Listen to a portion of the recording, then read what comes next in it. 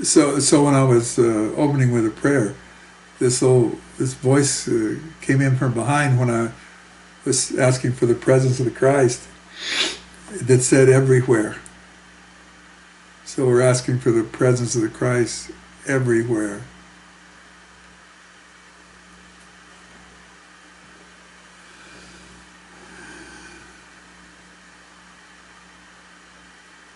It's kind of fun to write out on that and you kind of feel it.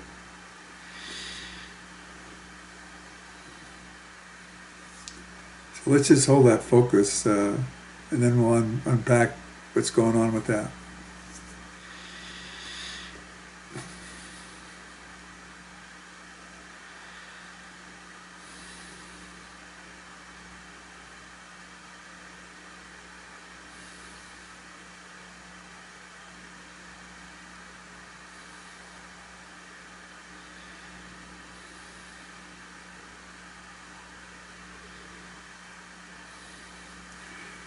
So I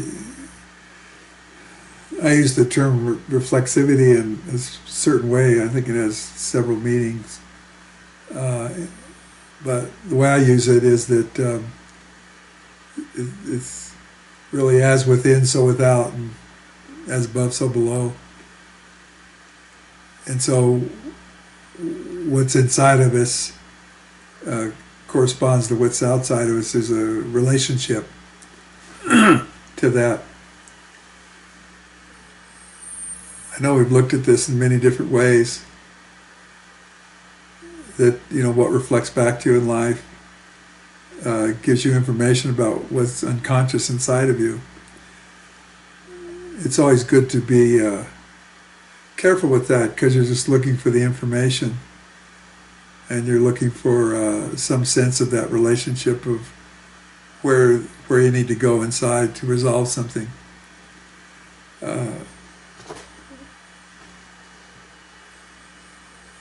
If that's your interest.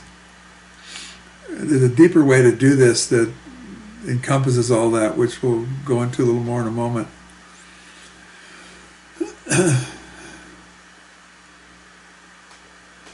There's been a lot of interest in for a while the law of attraction was very popular, and they wrote a book on it, and everybody gets into it, and there's a little bit about, well, what you hold, you know, you draw to you what you want or need or hope for. And you know, some people worked really well for it, I guess. There's a lot of ways to work with that. I had a client that was very disappointed because it wasn't working out the way she'd hoped, and she had a good friend that was really into the law of attraction, and would judge her, saying, "Well, you know, you're just a loser because you can't attract what you want." And so what some people miss about it is that it really works. So what shows up is what you've been attracting. But we get so focused on the part that's not working, we miss the part that's working.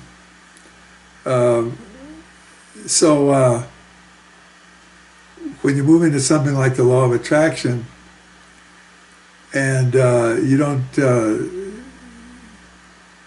take care of your own place of loving, in other words, there's a lot of lack in there. So when you want to attract something, you attract also the lack, because that's what you magnetize. That's where you magnetize yourself. So the focus here is always on the work inside, the inner work, the building the consciousness within you, and that life is only here to assist you to do that. So anything we do out here anyway is to develop consciousness in ourself, and that's the key to a lot of this. You know, just your countenance, the aura that's present with you. Everybody has the same potential, but it's your inner work that builds up the consciousness that creates that field. So in a deeper sense, looking at the law of attraction, we've been exploring a lot about accessing that transcendent, the transcendence, the loving, embodying it. And so when that becomes the focus of your reflexive relationship with life, so you keep building that up, and that becomes the reflexive relationship with what comes back to you. So when you work it from that perspective, it simplifies everything, because then there's this conversation between your unconscious and the unconscious of the world, and you keep working with the attraction of the loving, and in that you trust that whatever comes is working the loving in some way, and it starts to sort that out. See this reflection coming back, and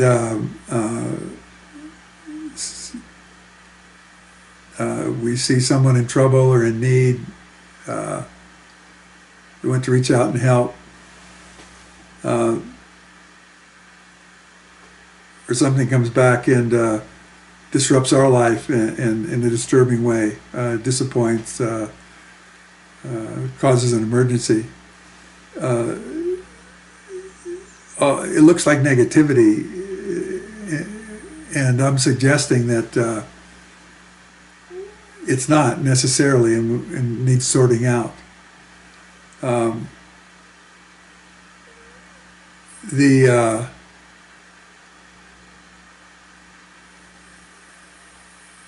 we're using the reference point of the loving, and in this bigger sense that loving is holding it all and permeating it all, it's very easy to get into that kind of, spiritual bypass or illusion that, well, it's all good. Well, it's all, and the other side of that, it's all bad. But we miss the point. So in our holding our presence and holding our center, there's a skill to develop here in how to use that as a way to discern. So that when we bring support to someone or interpret things that reflect back to us, we can sort it out. So when we see somebody in need, you want to help in a way that doesn't disrupt or take their karma or stop them from learning something or developing something inside their own destiny.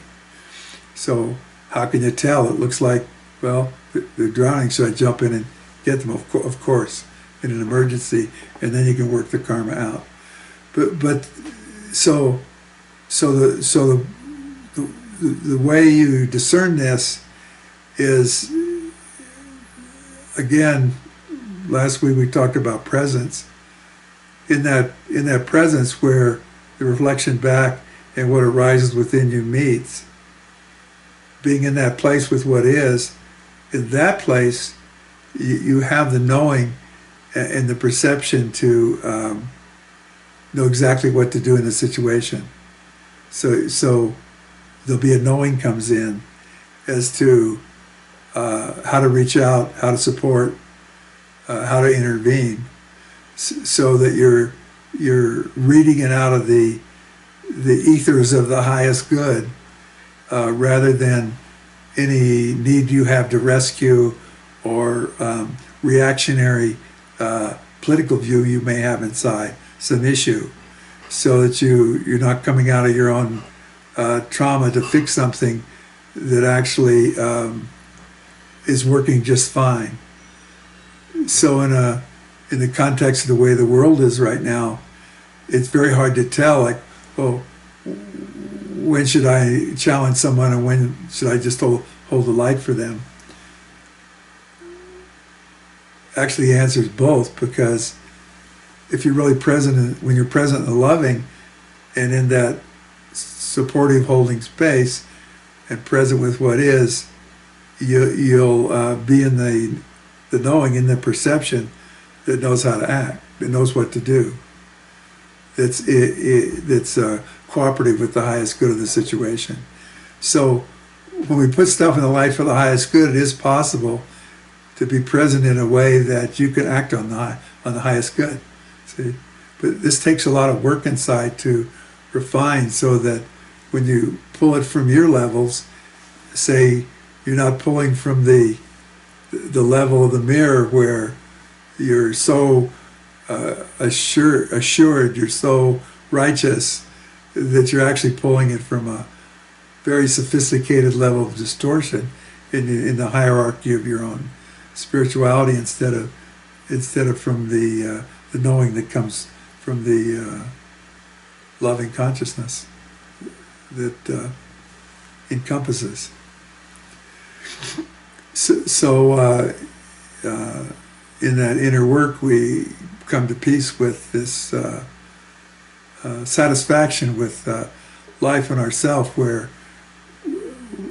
we're not hungry for something to happen a certain way, that we want to make it happen. We want to, it's like, so where's the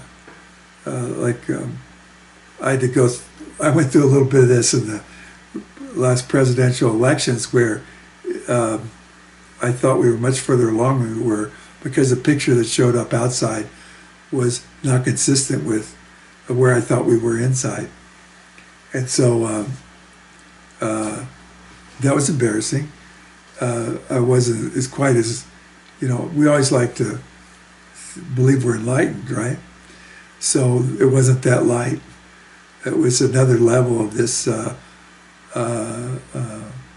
sense that there is a process of, maybe a new age, or a heaven on earth. And so we put on it the distortion of our own wishes and likes. And so we project that out, and that disappoints. So we need to be aware of that, well, it might even be good to go for being disappointed as much as possible, because then you get a list of the place you haven't cleaned up your own lens inside. And so that's a quick way to get there. So that might be a good assignment. Just go out tomorrow and get disappointed in just about everything you can. And so you can go in and look at your own lens and see, well, what's going on in there? Is this an ancestor? Is this my DNA?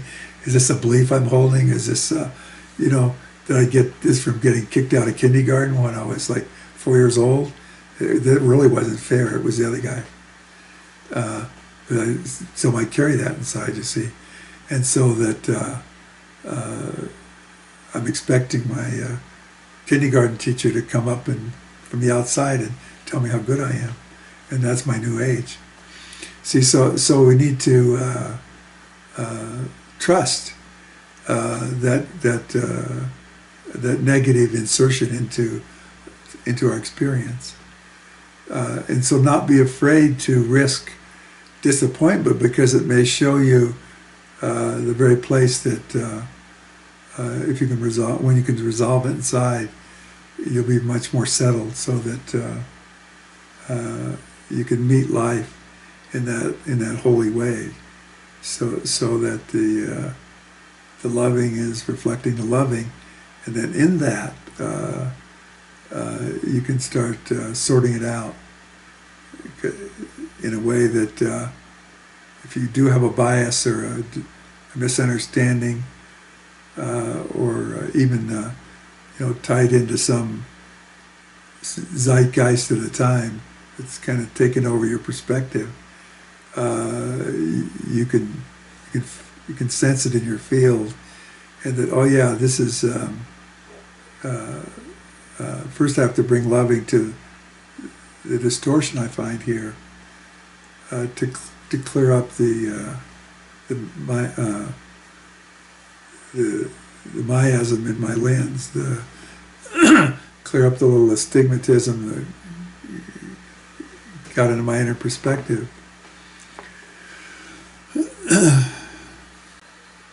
so many times we'll, the culture keeps looking out at, or well-meaning people in the culture, how to resolve crime or poverty or resolve the haves and have-nots situation that's moving along. And we can only look as deep as we can lift up within ourselves. So a lot of the solutions that come up are either ways to manipulate it for some other purpose, or do a surface solution that doesn't really help. But the practice of being empathetic enough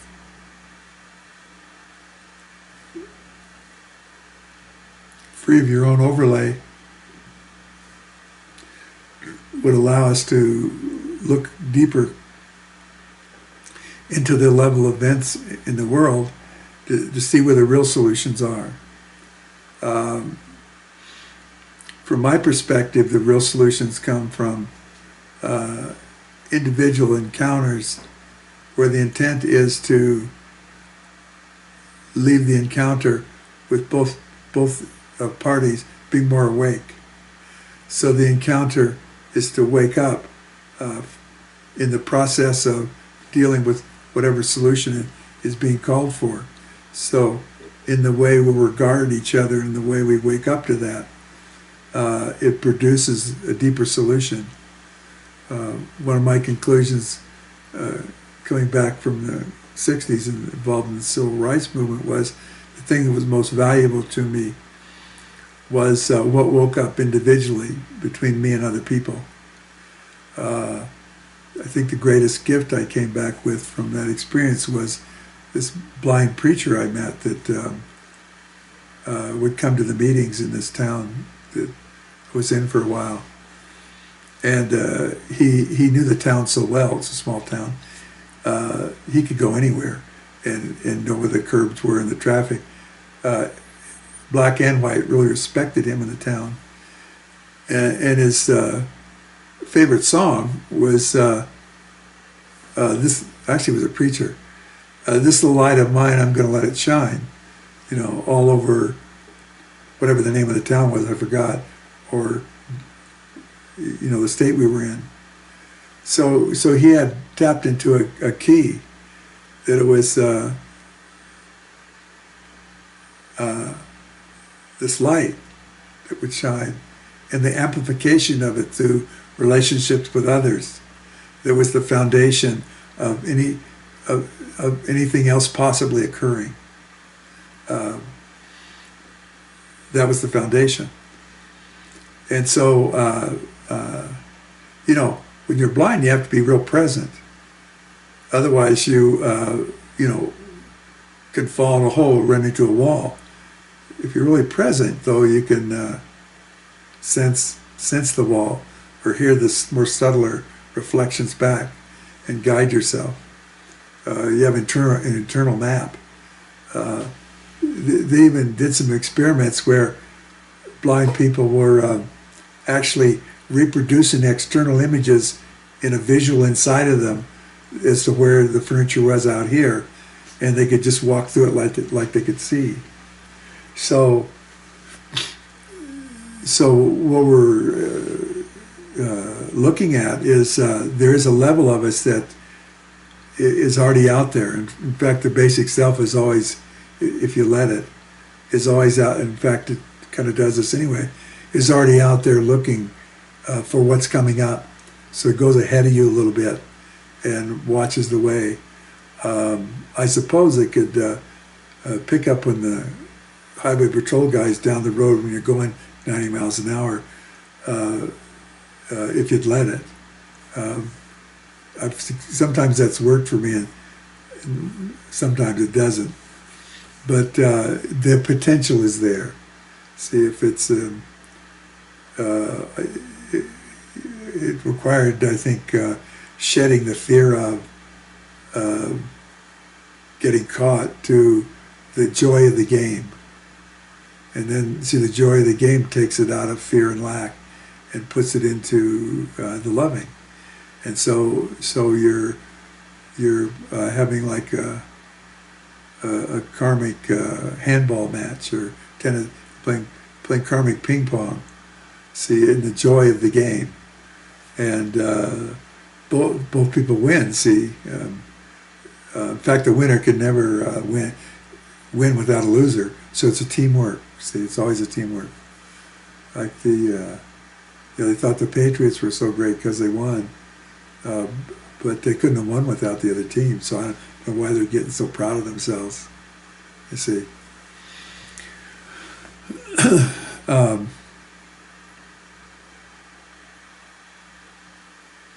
So there's this place inside we can develop that has this empathy that can actually begin to reach out into the akasha and start to sense the records. And so when you look at a situation in a town that's in poverty, or a place where there's an industrial accident or a war, you can start sensing, at least getting a understanding of the karmic event that's going on there. And then you start to hold the light from the perspective of the souls as they go through this. So that's the deeper level. So while that's going the deeper level, then in your karmic relationship to it, and you see the the starving child, some people go and help. Like say a medical doctor might go there and dedicate their life to it, or somebody else sends funds, and somebody else just sends their prayers. So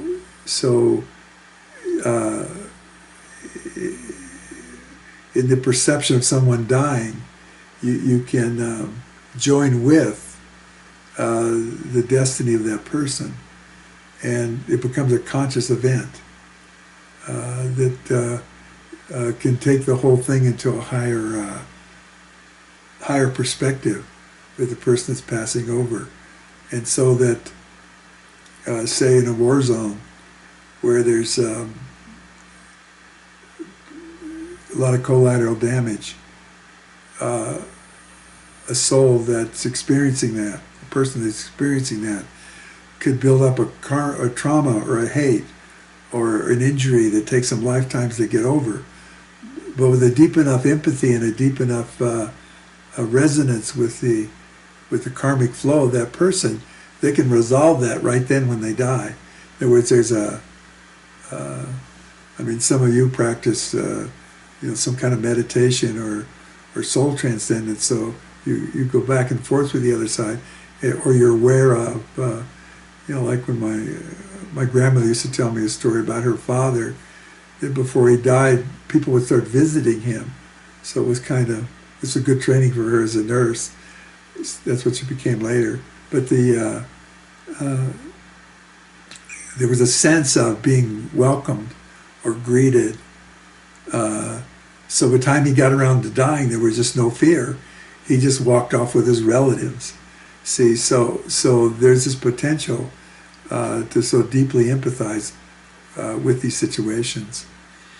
That's something, see, because even a negative expression is part of some kind of experiential process of some evolving soul. See, so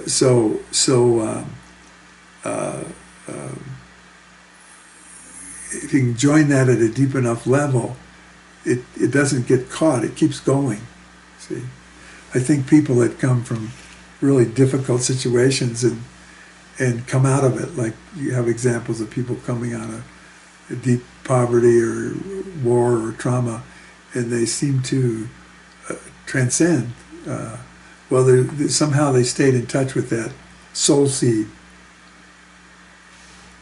It pushed up through the layers of the carnage and reached the sky and could manifest and bear fruit. So that's a particular soul development. All souls have that potential. but some need more care.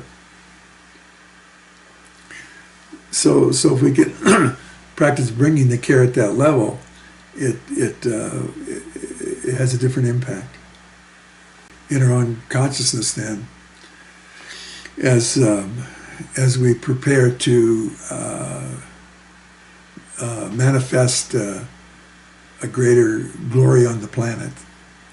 See how everybody's been following their life, trying to make things and grow things and accomplish things, and applying, and applying your understanding of the light to do that, probably some good ways. But for now, for this evening, we might invite ourselves into a deeper place with that, where in this transcendent presence, there's a loving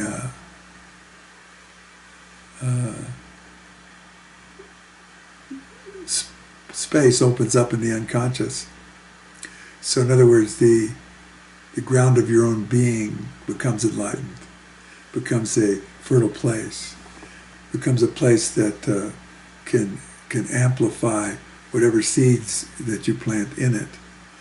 So getting out here with your vision or your creativity and trying to draw it to you, you be careful with the seed. Like may take a while to just create the perfect jewel of a seed and hold it within this unconscious place, and let it germinate there. Let it develop and hold it in that loving womb inside of you.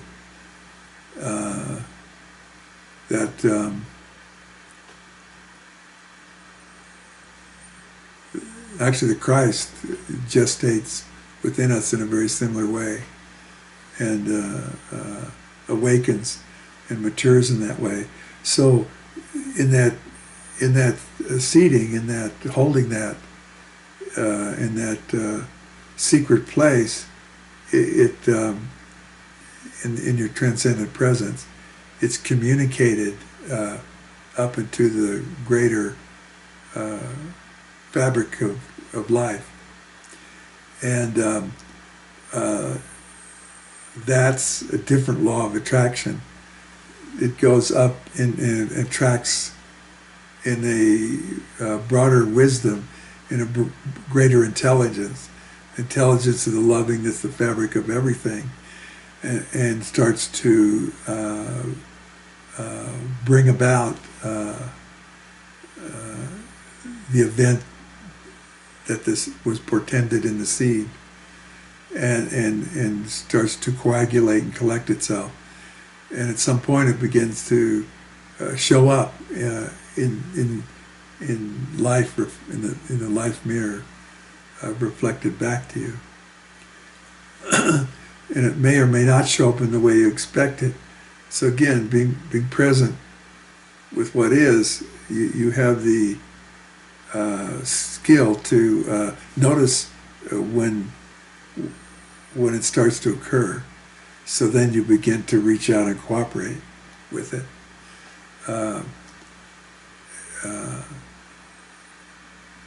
And this is a much more powerful way than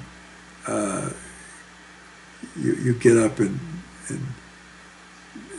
well, it's not there, it's not changing, or it looks worse. Well, the thing that you've been propagating inside of you may have to push up 100 demons before the environment's proper for the thing to be there. So you may be stirring up the mess because of you're wanting heaven on earth. See, and you have to just plow up a lot of ground and liberate a lot of territory to make space for that. See, so we can't be too critical. If you're looking out for angels and you see demons, well, it may be because you want heaven on earth. And so you want that so deeply inside of you, it has to exercise the planet before you get your heaven. So be patient.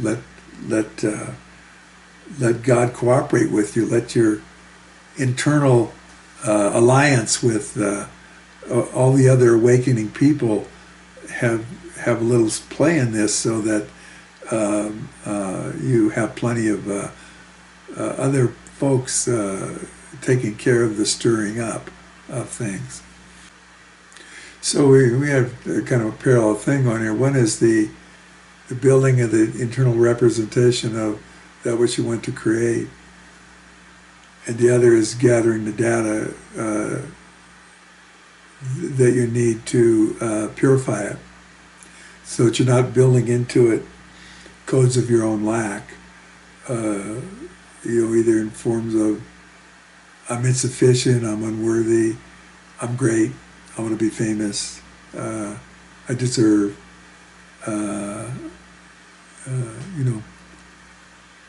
all this petty things. So they don't get incorporated. That code doesn't get incorporated into it. See, so you when you filter out the blame and shame and the victimizer and domination, submission, and all those other strategies that we've relied on for so long, when you purify them out of your seed, what you're seeding, it becomes, it almost starts to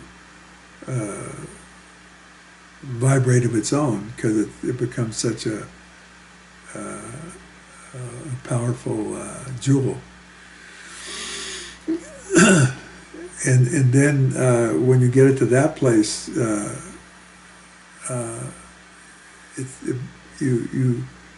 it's out of your hands. You release it into the depth of your own void, so that it can find its way.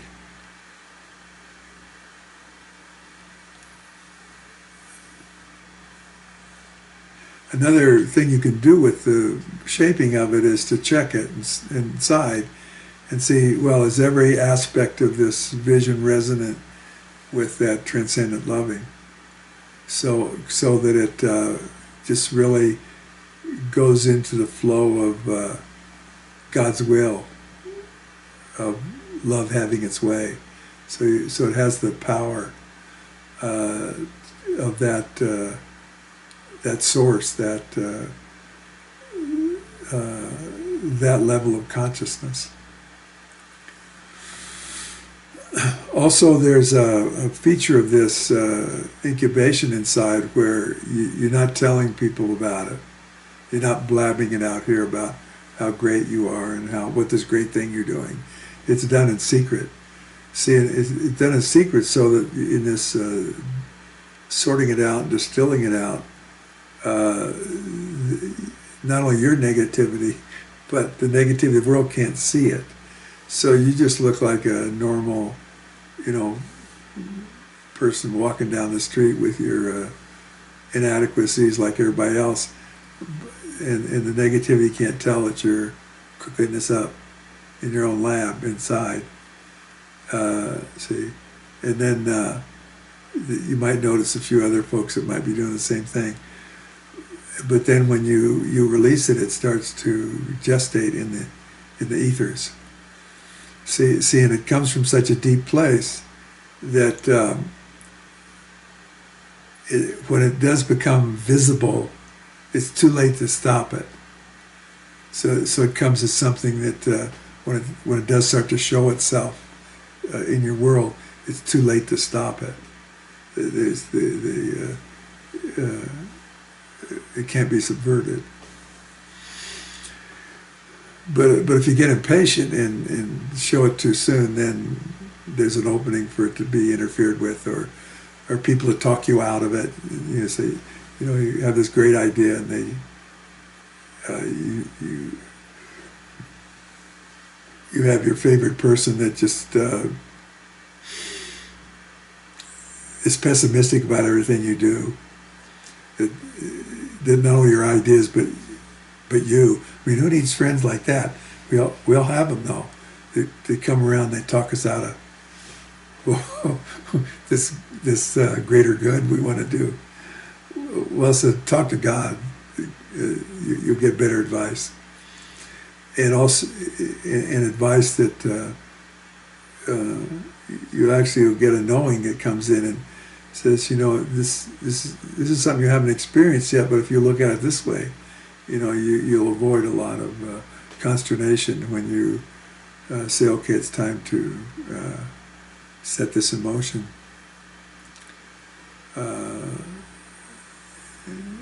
And not to worry about when it is, because most seeds like that, when they're complete, you can't hold them back.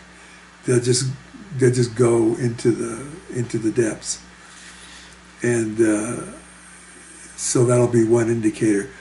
Oh, it got so energized and so powerful I went in to look at it and it just took off. It just sprouted wings. And so now I just have to keep, showing up at the station till the train comes in. Most of the time we look at responsibility as a burden, and that is true with some kinds of responsibility that you take on. But I'm talking about responsibility for your inner life. So responsibility is like a muscle that gets developed. You have to build it. It takes inner work. And it's responsible for levels of creation. And so I guess at the normal level, something bad happens and, well, I'll take responsibility, or you do something wrong, you take responsibility. And that seems to work out. Then there's this deeper level of responsibility where, you don't have to announce it, but you take responsibility for everything in your creation. This is where you get into the whole Ho'oponopono work sometimes, is that if something exists in the world, you had some part in it. There's some part in your consciousness that's collaborating with the collective to hold this in for some reason. It could be as simple as, well, as long as, war is necessary for some people to move through that experience, so we hold it. See, other people have to have it come back with them in a way that, because they're creators of war, they're creators of dissension, so it has to hit them back in a different way. Their role is different. They have to be encountered by this.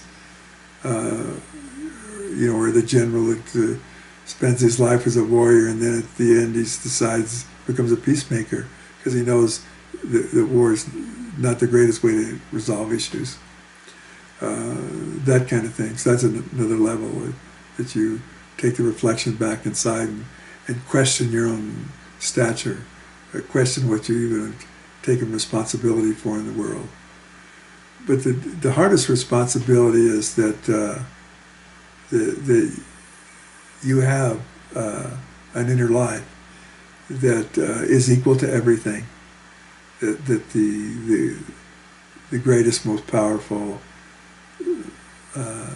transcendent glory of loving that any consciousness could have is there.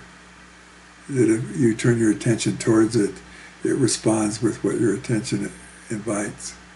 See, so that's the highest level of responsibility, that you are that kind of creature that has that capacity to accept and to claim that and to stand up in it. You really have to be over your childish stuff, though, because anywhere you're still bratty is going to undermine that possibility, because it doesn't mean you get justified in your injustices or this or that or what you need or what you shouldn't have. That stuff goes, because this level of responsibility just doesn't negotiate on those levels. It brings forward, it just shines right through the cosmic mirror of life and meets you in the moment. and it's all there. So that's the greatest responsibility. When you get to that place of activation, you can count on every level on the way to that inside of you. If you're off a little bit, it's going to just really accelerate. So if you're really quick, you can pick things off really fast. But if you're still kind of complaining and don't want to take responsibility, they'll just start, growing their own stuff. You're going to be putting your creativity to that, and pretty soon you feel like you're in the middle of a swarm of locusts.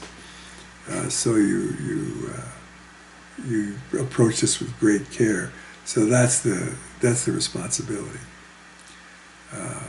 That's the deeper one, and the smaller responsibility that deals with honesty and truth and compassion in life trains you for that.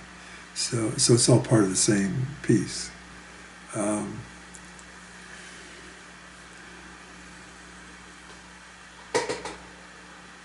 People who are still caught in the fear and the power are always think you have to do it win-lose. And so we don't want to be a win-lose person because we're more spiritual.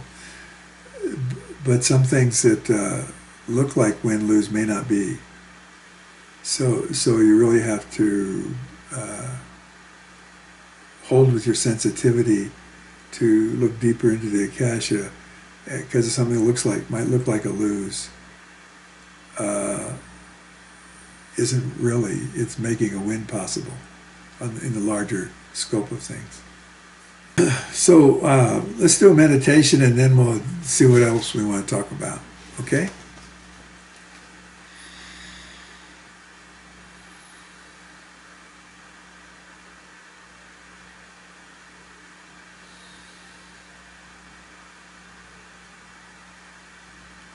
So let's just direct our attention towards that presence of the Christ that we started out with. And you may have to drop off a little dogma for this, but the Christ is an essence of loving and mastery that resides on this planet and resides inside of humanity and is available for the deliverance of each person. The real cross is our physical incarnation. Is really a sacrifice to the awakening of the Christ within us. So if you want to avoid some of the carnage of your physical sacrifice, just rush towards waking to the Christ within, because then you don't need so much tragedy to wake you up. Okay then, so let's be present with that. And just bring that loving forward in the depth of yourself and the height of yourself.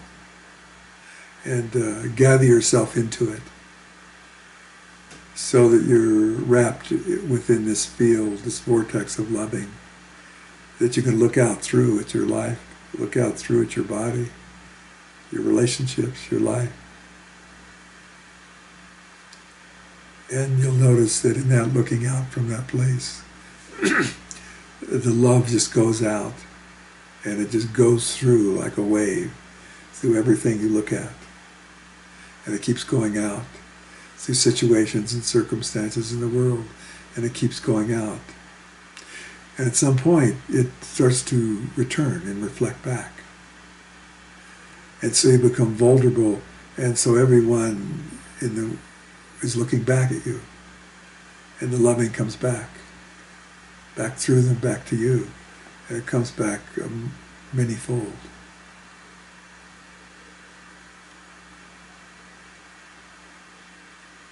And so you receive.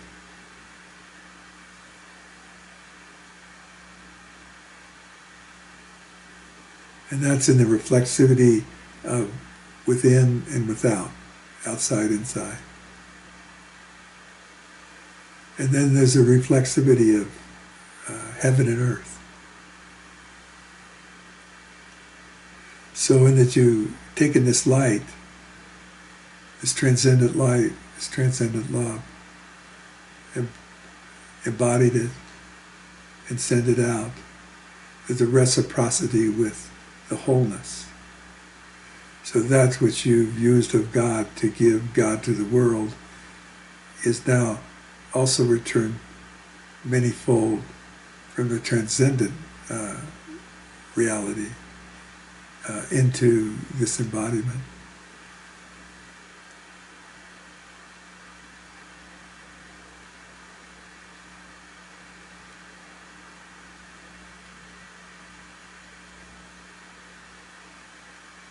There you go, allow it.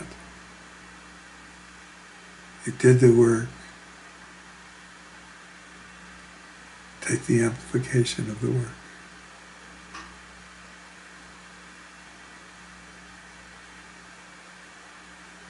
That's taking responsibility for the love that you are and the love that you live.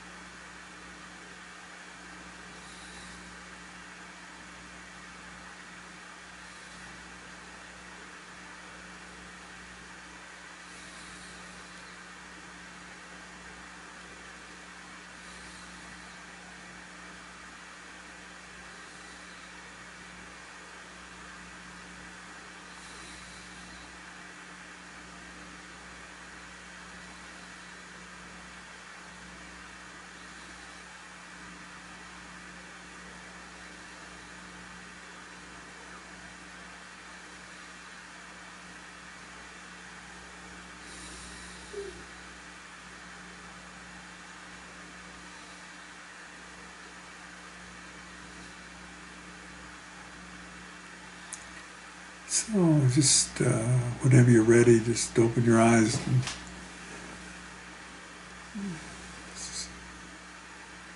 start re-engaging everyone.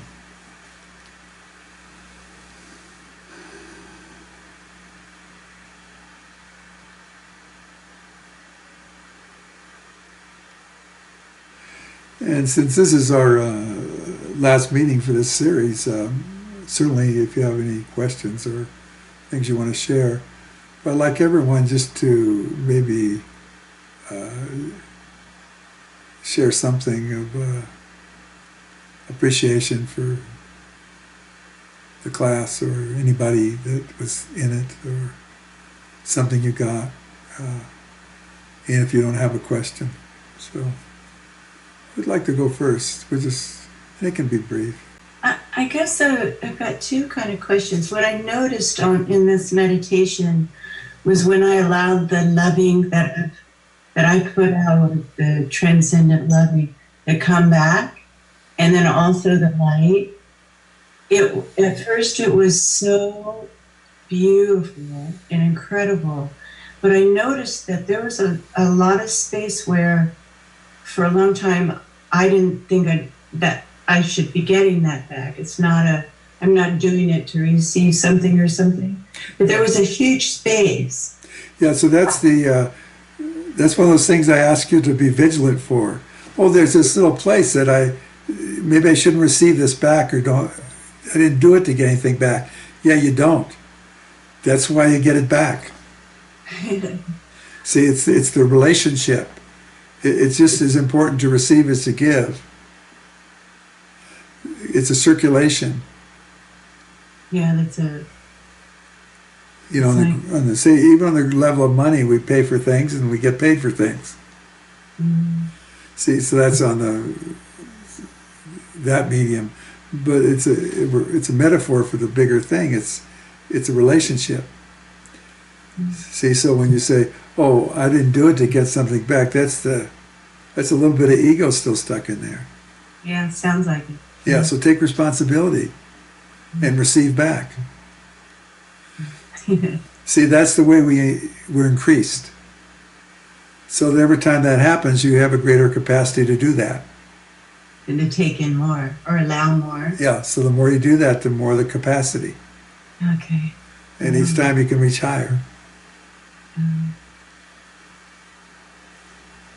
That's beautiful. Yeah. I wasn't able to be online last week, but when I watched the video, which was profound, by the way, but when I got into the meditation, I don't know if you even remember, but there's a point where you say, look for the door and then walk through into another dimension. And I could see it, I walked through it, and the next thing I know, it was 20 minutes later. There you go. My question is, but can you ever decide to go through a door that you're not supposed to learn about yet? Or, I mean, does that make sense? Yeah, well, there's two questions there. I was talking about that door. And when you went through that door, you were out of your mind. Because it was like 20 minutes later. Well, eventually you'll retrieve all that. That's why it's important to receive back. You get a little review of your itinerary when you went through the door. But it also permeates you with that deeper dimension. See? And so your cells receive it. Now, I wouldn't, there's some doors that might not be good to walk through. Yeah. So, again, with the internal journey, it's like the external one. Be present with what is and see what you notice. Because when you're present, you have that knowing about whether that's a door you want to go through or not. All right. Because the knowing will be... Yeah, just like out here, you have a choice to go take a certain path. And you have a sense, maybe it's not better, maybe best not go down that path. See, it's the same thing out here. See? Yeah. So be present, pay attention. Yeah. So it's not an airy-fairy thing. You're actually building the skill of discernment. And it keeps, everything will always help you to do that. If you let your mind be, and your attention be disciplined that way. So you can stay in that presence of yourself. Thank you. Yeah, thank you. I wanted to also just say this has been a really incredible experience, having the webinar and having this experience with you and all of you guys. And I just want to thank you for putting this out there and taking your energy and your time. And I just think it's so valuable for you to be willing to talk to us, so clearly and directly. And I just really want to thank you for that. Well, thank you. Yeah. It was an opportunity for me, so I went through that door. Yes. Okay. Okay. Who's next? So the one question that I've been having through the whole series, which I'm so happy that you got to tonight, was this this whole idea of, as from a leadership perspective, how we show up and make decisions, but allow people to have their karma and then still take responsibility. Something that I've been sort of playing around with. And so I feel like you covered that tonight, and I was really excited about that. So thank you. You're welcome. Good. That whole like knowing, that letting the knowing come in. Yeah. And then the other thing, I know this is so crazy to say, but when you said soul transcendence is going back and forth to the other side, I mean, I don't know. I just thank you for saying that. I just needed to be reminded of that, even though I feel like it's something that I know. I guess I didn't. So I thank you. And this class has been great. Okay. Thanks, Robert. Love you. You bet. Thank you. Love you. So I went out of your class, like a week or so ago, and I went into this other intensive about, it's kind of like astrology learning, like in a learning environment.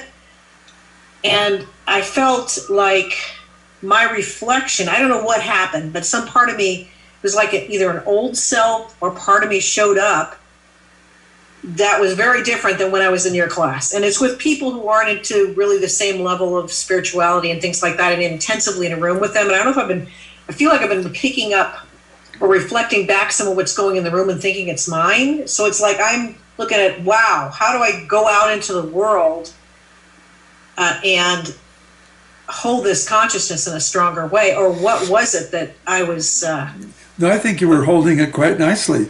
You went into this astrological environment, and it's and you put on your astrological fascination self, and looked at it, and it's on an archetypal level, and you got in there, and you felt different things, and most of the time it was when it comes in and said, I'm not sure this is me, likely it's not. Yeah. See, or it's the astrology's touching feelings, touching areas that astrology touches. And they're going to be in that unconscious collective area. And so they're not going to be transcendent to that. See, so the same rule applies. Be present with what is and what you notice. You don't expect the astrological party to be the same as the spaceship to Mars policy. Right, exactly. The spaceship to the stars. Not the same class. See, so you don't expect them. So you don't put that out on them. See, then you don't get confused. See, what happened is I was confusing myself with it too. It was like my part of my mental confusion, or and I almost, whether it was projection on me as to who I was according to that. It's a little more than astrology, but it's like that kind of thing. It's very mental, and it was a lot of intensive in a room with 7 people or 9 people. Yeah, so I kind of put on what was everybody too. I felt like yeah, and that's all it is. It's no big deal. It's just an experience of like, well, let me try this archetype out, right? This doesn't work. Yeah, and the people that are involved there. So the same thing as if you went out and fell in the mud, you'd come in and wash the mud off. It's no big deal. See, it's no different. Yeah, I was clearing a bunch. I've been clearing a bunch. See, so what I'm suggesting here is don't overcreate on it. Treat it as practical. And then it'll be a lot easier. Yeah. See? So if I got to wash it off, I just wash it off and keep walking. If you have to, or just, if you stay present with what is, it'll take care of itself. Yeah. Like. So you go there to get mentally stimulated. Yeah. So that's, just let it be that. Yeah.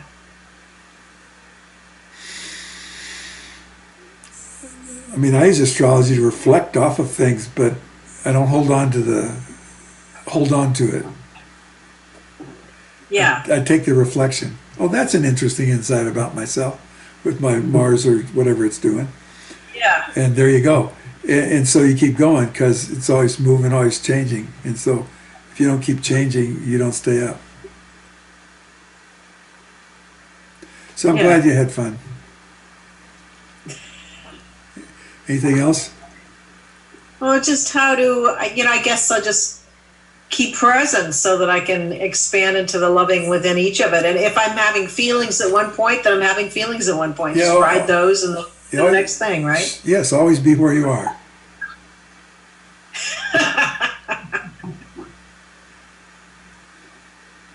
Thanks. Yeah. Thank you for this class. Thank you for last week. It was so much fun and wonderful. Yeah, it was great. I'm glad you could make it. Beautiful, beautiful, beautiful, beautiful. Still here with it. Yeah. Thank you. Me too. Thanks. Who's next? I just want to say that there's something about the way that you do meditations that is so powerful, Robert. Over the years, I've kind of become chary of people who guide meditations, and I notice it feels a little hackneyed or a little, I don't know. But there's a way that you engage it energetically that is very activating, and it works for me immediately. And both last week's meditation and this one were really powerful. The way I approach guided meditations is the meditation guides me. Well, maybe that's what entrains everybody else into it. Yeah. There's an energetic that really does work, at least for me.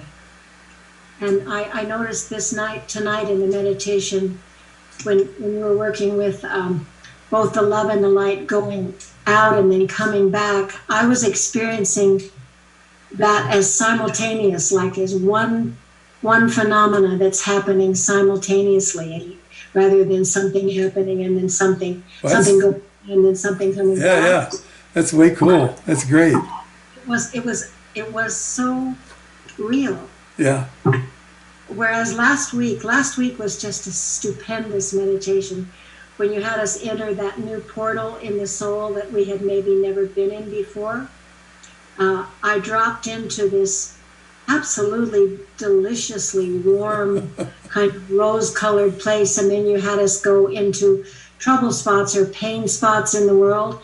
And I went to Venezuela, and then I went into the current administration, and in both places, I had the same thing happen, which is suddenly there was forgiveness because you could see the adolescence that was behind the trouble. Mm-hmm. So it was, I mean, the very horrible things happening were coming from immaturity, and so it was kind of innocent. It was forgivable. Uh-huh. And that colored my week. The week was really, really hard. I encountered a tremendous amount of pain, almost unbearable pain, and had to sit in meditation to try to move the pain, both pain with my daughter and pain with the world. And then I had a client who went through something absolutely horrific and impossible to hold. And so suddenly I'm sitting with all this pain. And I went into meditation and did my best to move it, and had a hard time moving it. And so I asked the Divine Mother what I consider to be a really important question. It's like I started thinking, my God, you think of all the people praying all over the world all the time. How in the world do those beings hold the pain of the world? How do they do it? And so that's what I asked her. I said, how do you hold the pain of the world?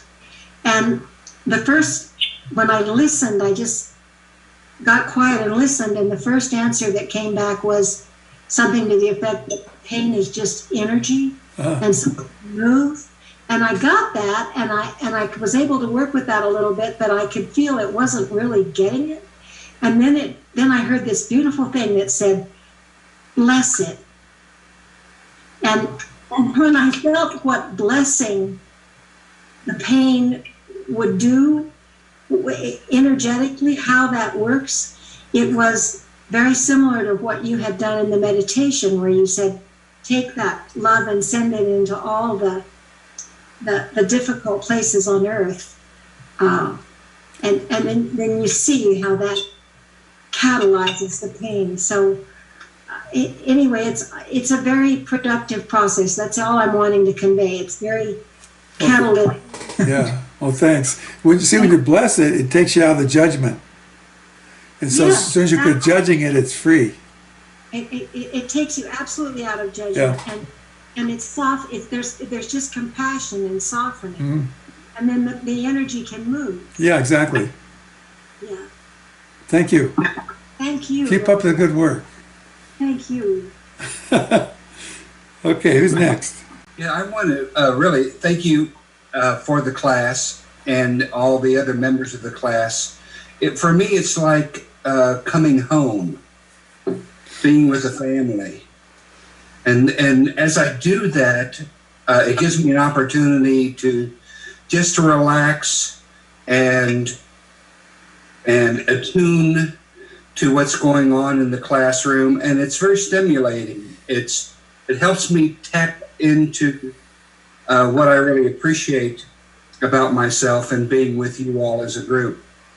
It's a very nourishing thing to do, like going home. Mm-hmm. So I appreciate being able to do this on the web. Is just so terrific. It works so well.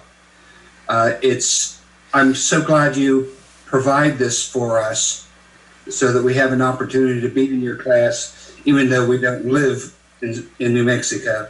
Yeah, it's pretty amazing, isn't it? It is. It's like distance, noetic balancing and all. The energy's all right there. Yeah, it's just... And it's very therapeutic. So I appreciate you providing this for us and the other class members for participating in that. So thank you. Thank you. I want to go along with what I was saying. For me, this really is like a family, and it made me feel very safe. And I have issues with that, so I really appreciate all of you, and I just want to say thank you, Robert. That's all I can say. Okay, thank you. Who's next? The class is wonderful, Robert. My favorite was the fourth session, and I too appreciated that meditation you did. It was very deep. I could see this series written up as a book, and to you and much appreciation for this, and to everyone who participated. For me, it was meeting many new people, even the ones that haven't spoken yet. And just thank you. God bless you all. Thank you. God bless. Hi, Robert. Hi, everybody. I've enjoyed everyone's conviviality and the way that you seem to know each other. I signed up mostly because more Robert is a good thing. I appreciated probably the earlier lessons helped contribute to there being more of me, or the phrase of I am of that light. It was a big deal. Okay. I guess I can't quit crying. I too want to thank you so much.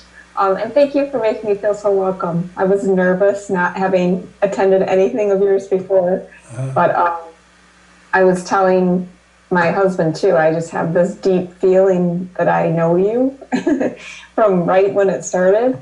And it's been wonderful. And today, when you talked a lot about polishing the jewel and keeping it for yourself until it's ready, that's just hit home so much for me. It's almost like something that I feel inside that I keep wanting to do, like to keep polishing but keep holding it and keep it safe.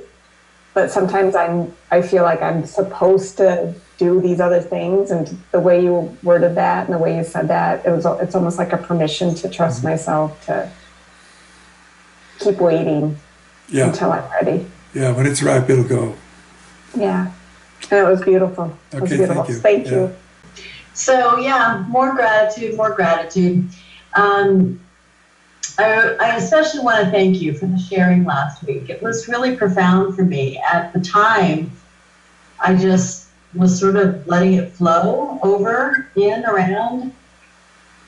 and I got that it was important. But since then, watching the recording, I wrote it down, and I agree with who just said this should be transcribed and published. It's like it wasn't just a flow of ideas; like it was pretty brilliant. And maybe it was just because it was what I needed, but I'm very grateful for it. And I also wanted to share with you that even prior to doing that, to listening to it and transcribing it, I got the sense of a completion with what I was sharing about. And I did make the decision this week that I'm going home. So I'm just going to kind of reverse my living, where I'm going to go back and live in Arizona and come here as needed.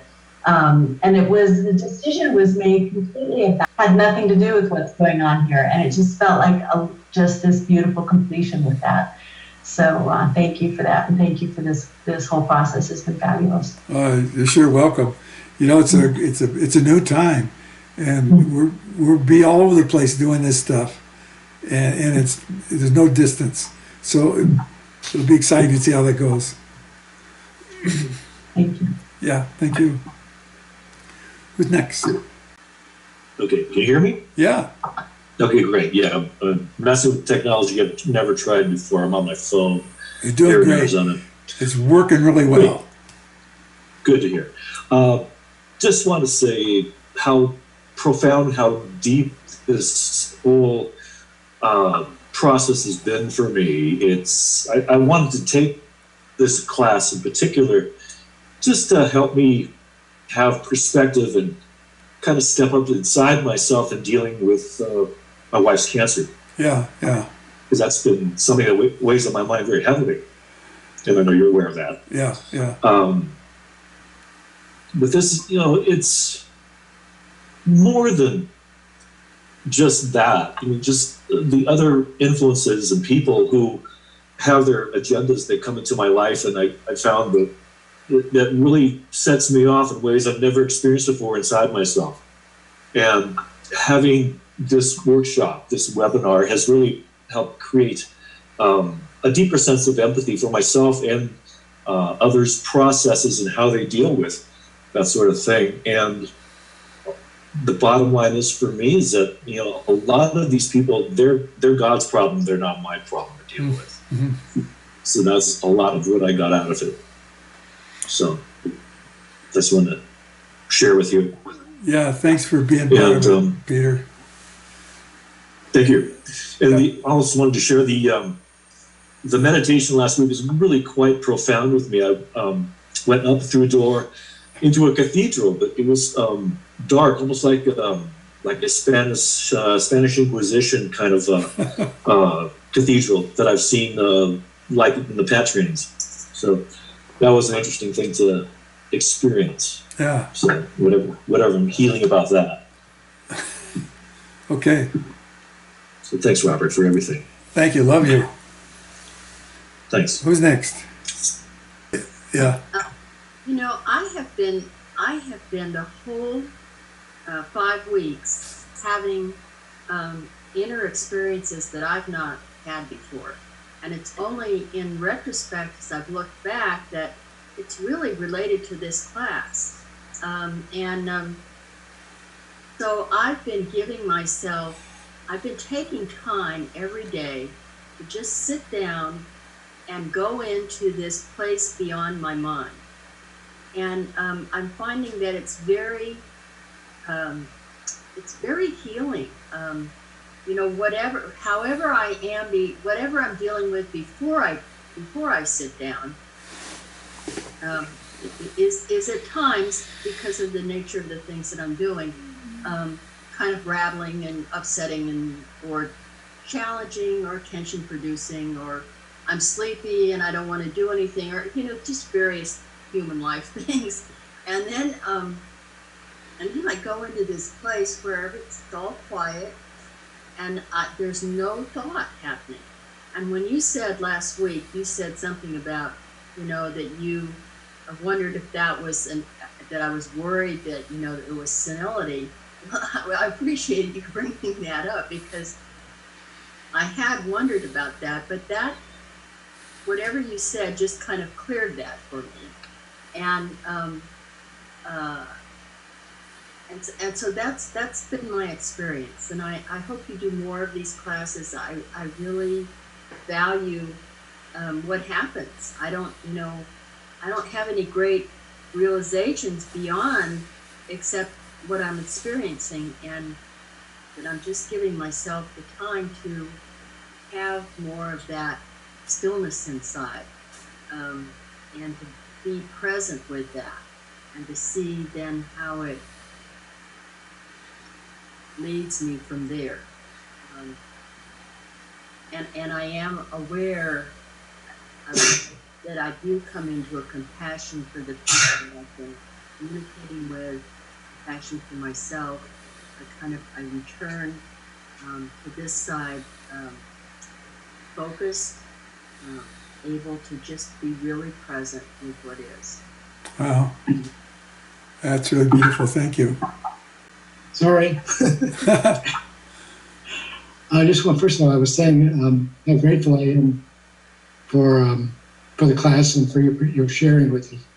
Particularly today, for me, I felt there was an incredible authenticity with you. You were speaking from your own experience, and you understood it very well. It just came from in, and I connected really well with that. And I just followed the process, I followed your experiences. And as you were going through them, all the different angles, I saw them in me. And it comforted me in a way, very strongly actually, because sometimes it feels like I'm not living in that love in the way that I intended it to when I started off on all this in this lifetime. And really, it isn't. It's just progressed in its own way, in a very natural way. Mm-hmm. Things don't come any faster than they're supposed to come, right. And when they come, they're right and perfect at that time. So something that may seem very daunting for me now or in another time in my life, it's not to get so uptight about it, just to just move into it, work it, and go on, and that is a very loving process of loving yourself, loving myself, and loving.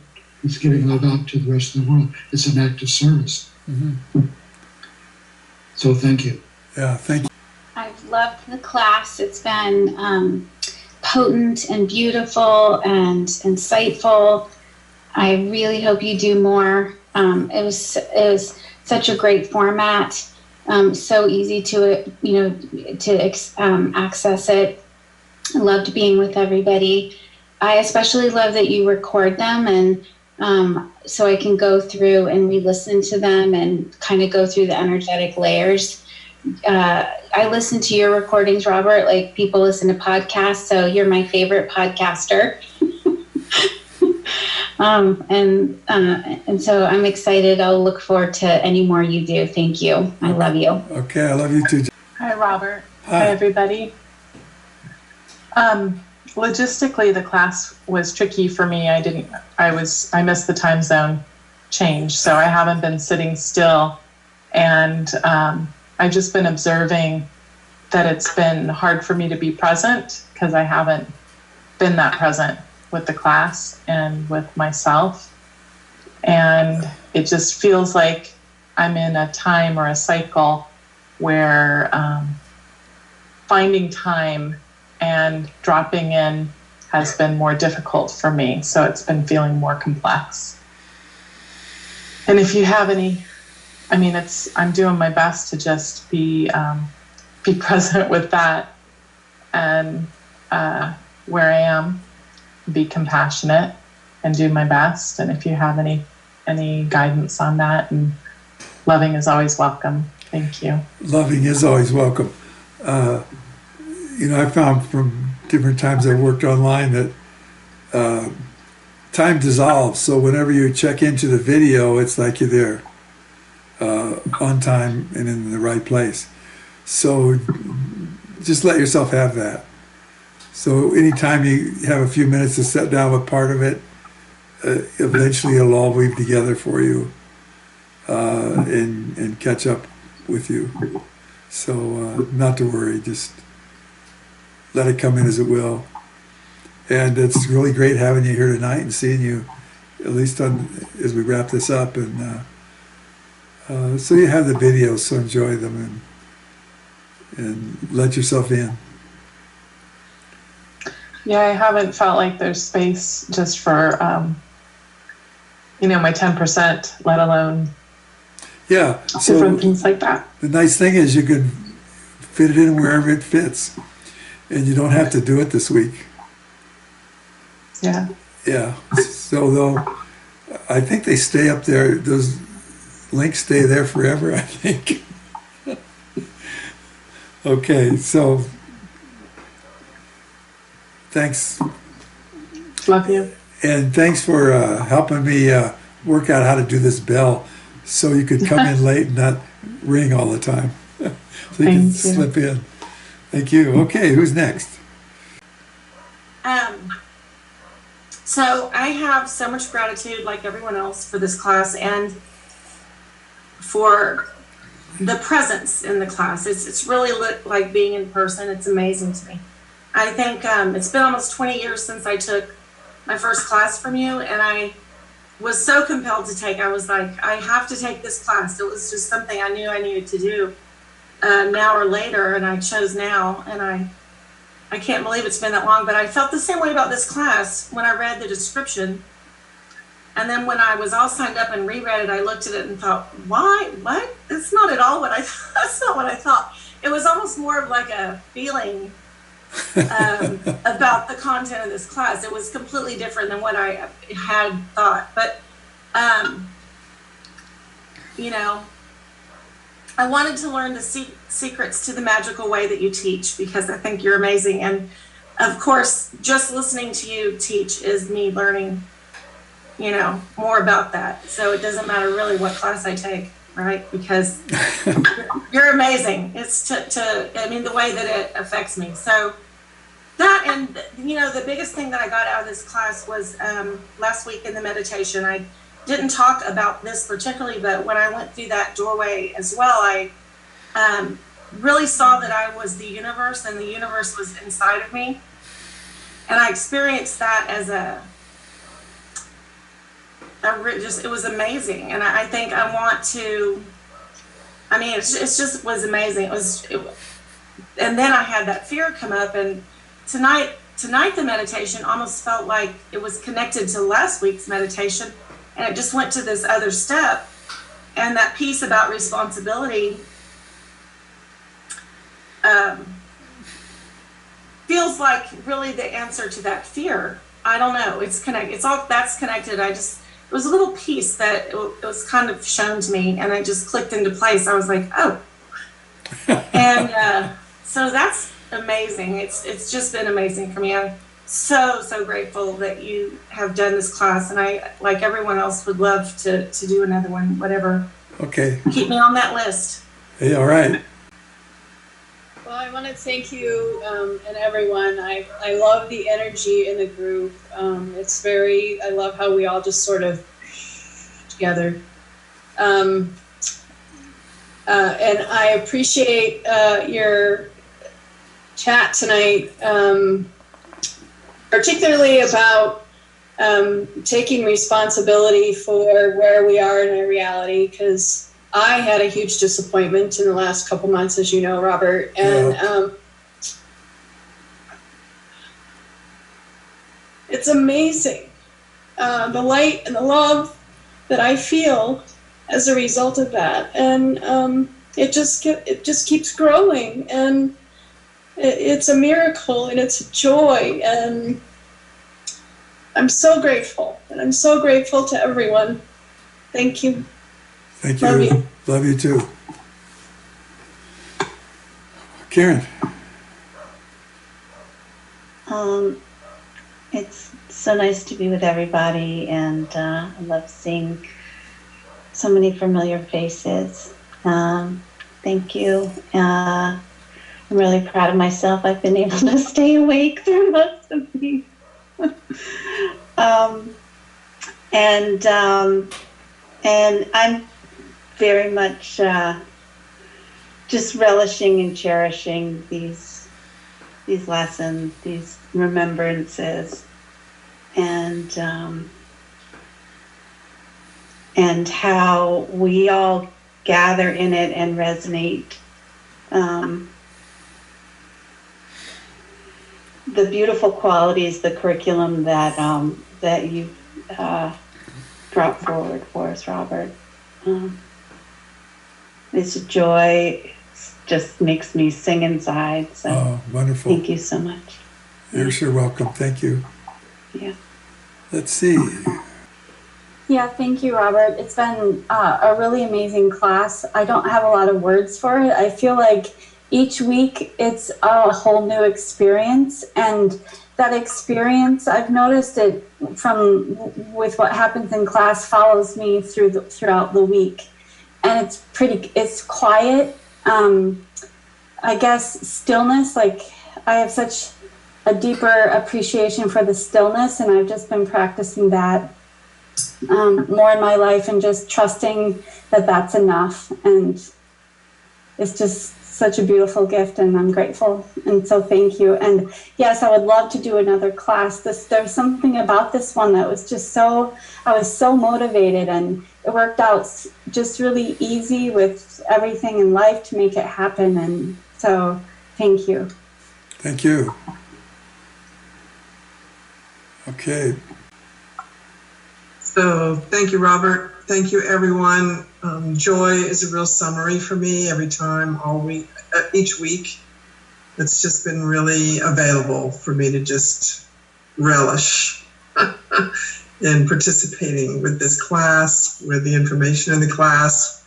I got something out of all of it, and so I'm grateful right now. And the joy in the game of loving is what I summarize my appreciation with. Yeah, thanks for contributing. Okay, thank you. Who's next? Well, thank you, Robert. This has been enjoyable. I really appreciate your sense of humor and not letting it get away and be too serious. I mean, it's just life and life after all. So I've really enjoyed having that being serious, but realizing how it's quite humorous, the fact that we're here after all anyway. That's been a very nice part of it for me to understand this material. And I appreciate having all the other folks with their ideas and what they put in, because I always learn from what other people are saying. So it's been very nice. So thank you very much. Hi, thank you, everyone. I love seeing all the menagerie of souls. It's just beautiful. And I love you, Robert. Well, it's mutual. And I love everyone else. So thank you all, and good night. Good night. Hi. Hi. I think you're a rock star. And mostly I have gotten to see you in reruns, but there's something about Zoom that I love it, and I want, that kinesthetic part of me wants to be there. This is a lovely way to do a class, and when you speak, I find myself really settling down inside, and that's a wonderful thing right now. So thank you for bringing forward your loving and all the little magical mystery tour that you do. Thank you. Okay, thank you. Is that everybody? So that must be everybody, right? So thank you, everybody, for their, it's been such a cohesive group, seamless. And it's really nice to sit in that and do my part. So thank you, and I love you. Thanks. Love you too, Robert. Love you, Robert. Love you so much. Love Thank you, so You too. So much gratitude. Thank you, Robert. Okay, Yeah, God love bless. to Carrie too. You bet. Thank you. Bye, everybody. Bye. Thank you, Robert. See you Love again soon. Bye. I would say just one